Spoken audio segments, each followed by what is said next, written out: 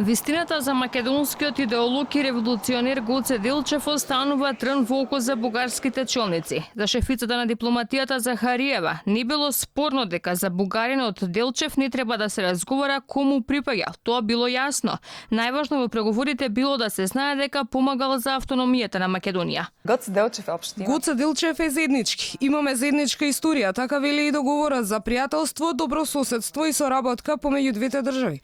Она што сака да го каже Бугарија во овој договор е вистината. Гоце Делчев е бугарин, истакнат револуционер, еден од најважните фигури и за нив кој се борел за автономијата на Македонија.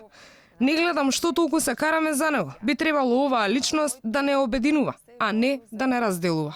Во целата приказна околу бугарските убедувања за тоа чие Гоце, политички поени добива и председателот Пендаровски. Неговата изјава дека Гоце Делчев се декларирал како бугарин била јавно подфалена од бугарскиот премиер Борисов, според кого тоа било вистината за заедничката историја. Задоволни сме што вистината за нашата заедничка историја, вклучувајќи и за Гоце Делчев, почнува да се кажува јавно од политичари на највисоко ниво во Македонија, каков што е случајот со председателот Стево Пендаровски.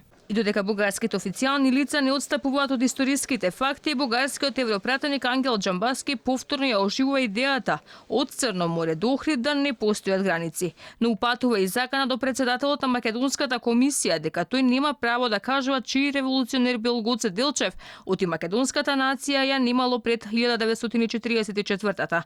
Каков еден човек најдобро опишува тој самиот за себе си. Георги Николов Делчев пишува писма на рака во кој се нарекува бугарин. Ако бил бугарски офицер, кадет, учител, браќата му биле во бугарски чети и загинале во бугарски битки. Па кој е тогаш професор Драги Георгиев за да ја промени историјата? Историската гледна точка е следната. До 1944 година потеклото, карактерот и само признанието на населението во Вардарска Македонија е бугарско. Преговорите на Македонско-бугарската комисија за чиштање на историјата и именување на учебниците заглавија токму во делот со припадноста на Гоце Делчев.